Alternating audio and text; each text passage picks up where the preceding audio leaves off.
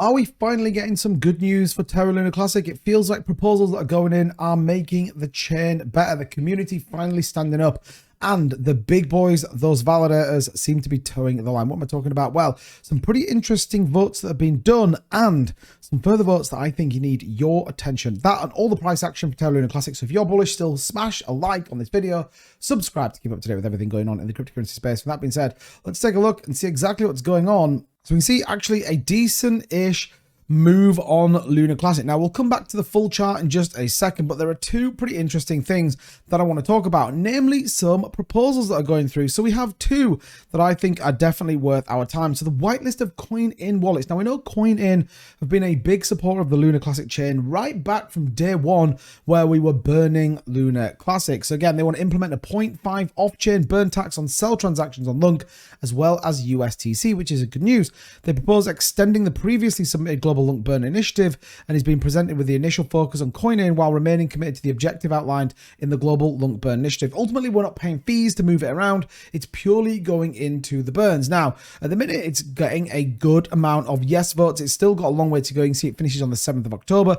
But right now, this is a good step in the right direction. We obviously are waiting the Binance burn in the next couple of days. And like every month, we will see if they continue. Also, we may even see a USTC burn. Obviously, the vote passed to ask Binance to support that. Now, nothing's ever come of it. We know nothing's really been spoke about, but it could just come out. CZ could absolutely just come out of the bag and burn some USTC as well as some Luna Classic. So we'll see how that one plays out.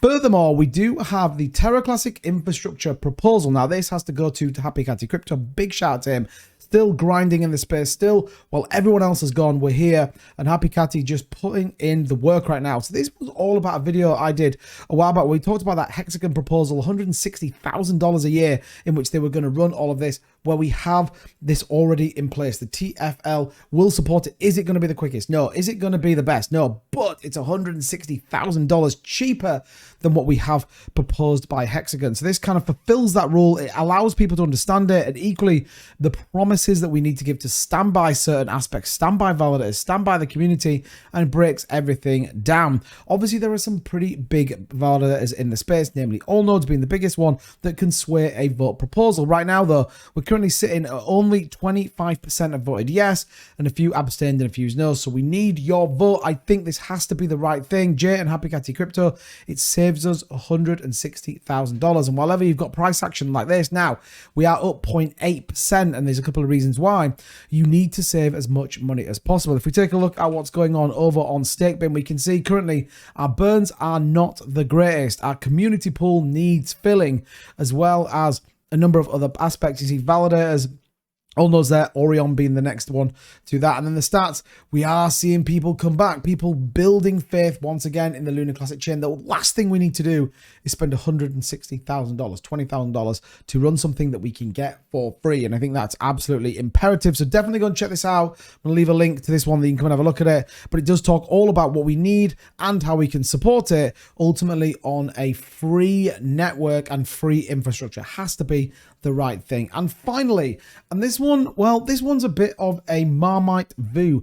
I want to know in the comments down below, what do you think of this? Are you pro or anti? And what am I talking about? Well, Do Kwon, the SEC bombshell when it comes to the Terra founder Do Kwon's chat history leak. Now, there is a ton of this circulating on social media that you can see, but ultimately, this is all about the manipulation of the Terra Classic chain by Do Kwon and also by Shin, who is was the developer of the Chai, and how they brought volume to Terra Classic, how they've faked transactions to generate fees during the project's development and help support their activities. Now, his documents or chats have been leaked, like I said, Daniel Shin and Do Kwon, and ultimately this is now being dragged through the SEC. This is going to be dragged through the courts, and we know there's going to be a lot more. This is all to do with that Exchange Commission claimed filing. Terraform Labs partnered with the payment app Chai, and ultimately they were selling non-registered securities, as well as a number of things. We already know Do Kwon currently being indicted for fraud, so not the greatest thing. But what's interesting is this news broke, we have actually seen the price of Luna Classic move up, and I think this is probably a good thing.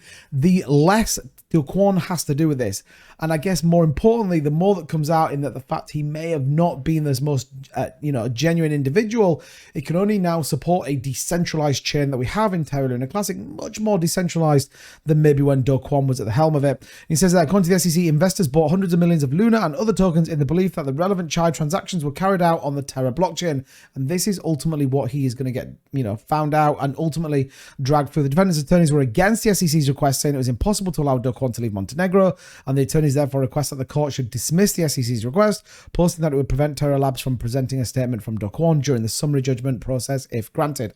What they do know is fraud for a passport is a lot less of a sentence than whole-scale mass manipulation and fraud of your blockchain that collapsed. And I think that's where we get to with this one. Very interesting article. But like I said, all in all, the price of Terra Luna Classic looks better. We have actually had finally some positive moves. Now we're looking to bounce off the 200 here with then that potential move to the upside, which we've been waiting for forever. What we have got is we're starting to print some higher highs. This is the keep it now on this over the course of the next kind of 4 to 8 hours, which we see a nice push to the upside, again crossing this point here on this potential downward trend. That's what we need to see the break. If we get the rest of the market move, Luna Classic might do the same. But let me know what you think in the comments. Are you still holding your Luna Classic, or have you sold out for something else? I think we're going to keep you up to date with everything going on with this as this breaks.